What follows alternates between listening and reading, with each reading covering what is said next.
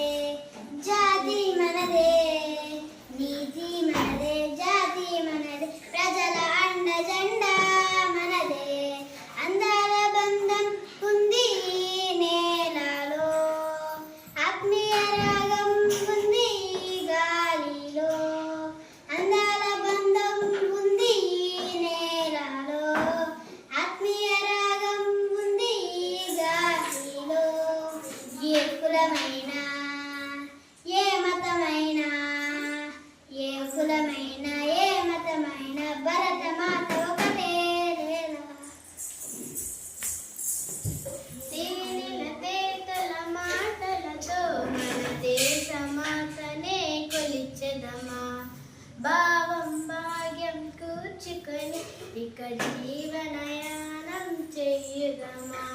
సాగర మేకల చుట్టుకొని సురగంగ చీరలా మలుచుకొని గీతాగానం పాడుకొని మన దేవికి ఇవ్వాలి హారతులు, మన దేవికి ఇవ్వాలి హారతులు.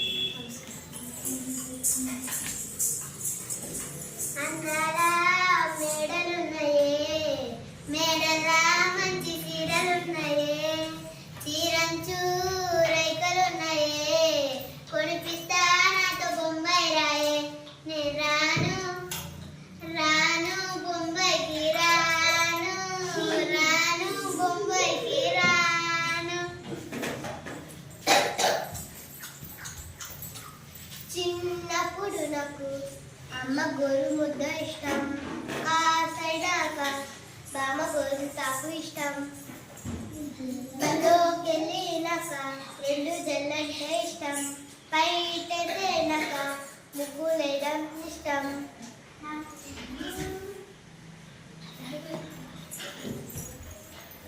అమ్మకు చేసే నాన్నకు చేసి బంగారు భారత భూమికి చేసి చదువులు నేర్పే గురువుకు చేసి అన్నం పెట్టే రైతుకు చేసి గోదావరి గట్టు మీద రామశిల్కవే, గరిద గట్టుకున్న సందామవే, ఊరంతా చూడు ముసుకేదండి నిద్రపోయిందే, ఆరాధనని తీరకపోతే ఏం బాగుంటుంది. నాకంటూ ఉన్న ఒకే ఒక్క ఆడజిట్టునే, నీతోటి కాకుండా నా బాధలు ఎవరికి చెప్పుకుంటా. గోదావరి గట్టు మీద రామశిల్కవే. వడగళ్ళు వడగళ్ళు మన దేవుని పళ్ళు, ఎడలేని తులలేని వెన్న ముద్దల చెండ్లు, వేసవి వెళ్ళింది వడగల్పు మళ్ళింది, చల్లని పిల్ల వాయువులు ఇచ్చింది, పొద్దు పొగరంతాను అణిగింది మనగింది, ఉరుములు మెరుపులు ఉరకలు వేశారు. గాంధీ మహాత్ముడు బయలుదేరగా కలకల నవ్వింది, జగత్తు కలకల నవ్వింది. గాంధీ మహాత్ముడు చకచక నడవ కంపించిపోయింది, భూదేవి కంపించిపోయింది.